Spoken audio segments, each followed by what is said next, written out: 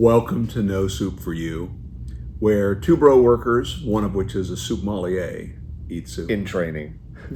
Hey, Ed. Scott, I'm excited about this. Okay, tell me why. Well, Oh, I see why. tell me why. Tell me why you think it's why. You like beans, and I was surprised because this is Progresso Pitmaster Steakhouse style steak and bean. Yep. And I don't know why when I grabbed this, my eye was drawn to steak and to Pitmaster, not to the word bean. And I'm not repulsed by beans. See, I'm reusing your word.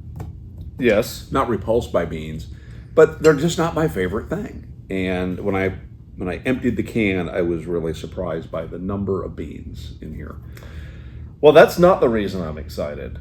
Until you brought up the beans. Okay. And now I'm excited by the beans. Why are you excited? I'll tell you why.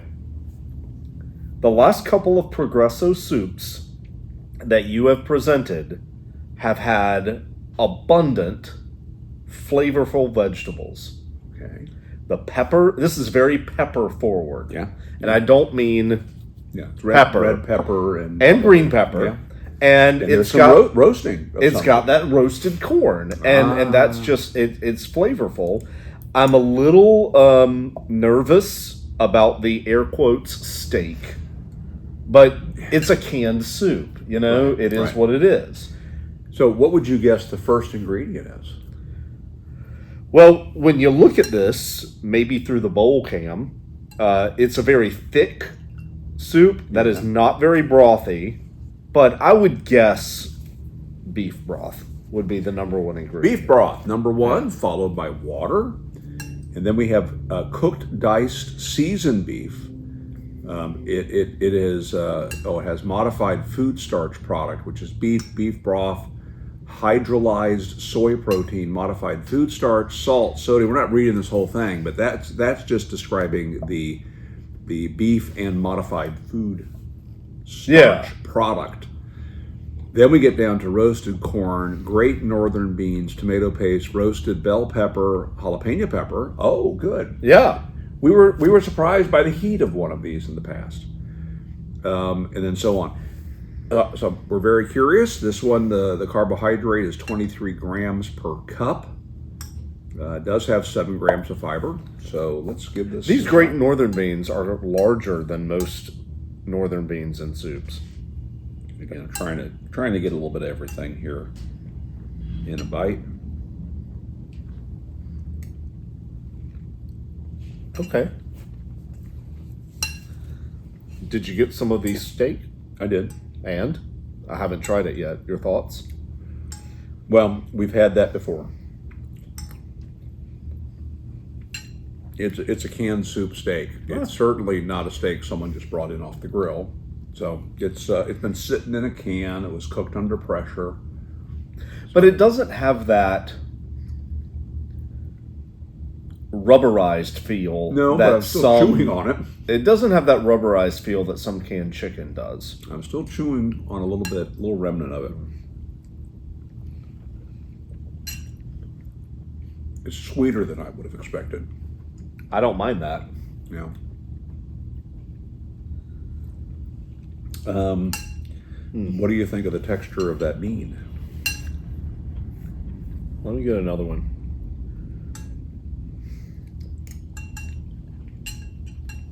I have an opinion. Now that I've had 3 or 4 bites, the heat is right there at the back of my tongue. Yeah. It's not.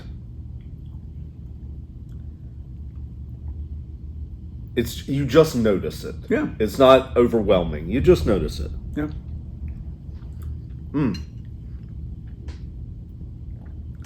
These beans are what I would call mealy. And I'm not going to use the word that you Does that mean they're undercooked? Maybe intentionally. Maybe so. They're almost al dente. I'm noticing that the bean is firmer than the beef. Yes. And I don't mind that. Okay. I don't mind it.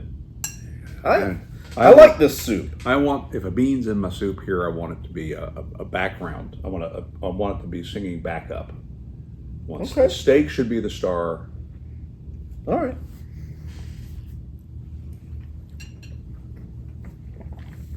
I mean, it's fine. I'd eat it again.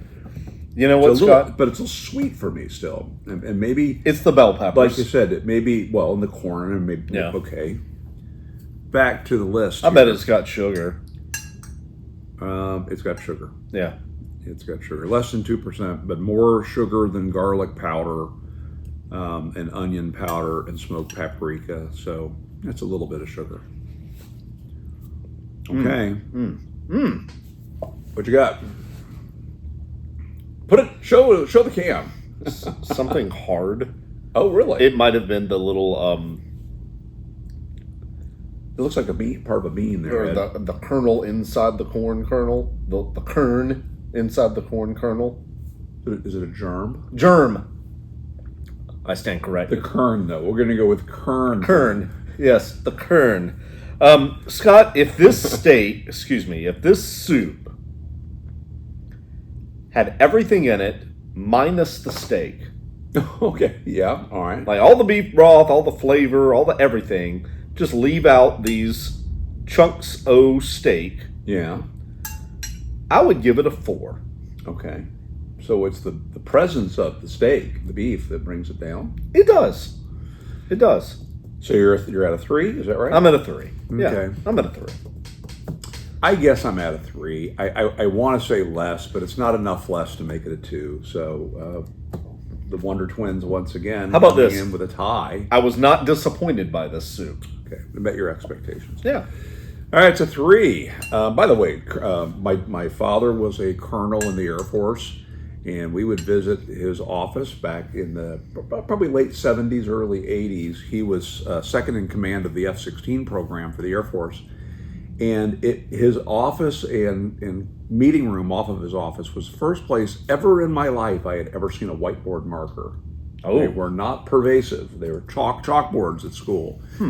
And I used to love to go in there, and as we were leaving the room, I would quickly grab a marker and write my dad's name, but Colonel Calvin Markwood with a K spelled like corn. Yeah. Now, I don't spell good. Sometimes I don't speak good.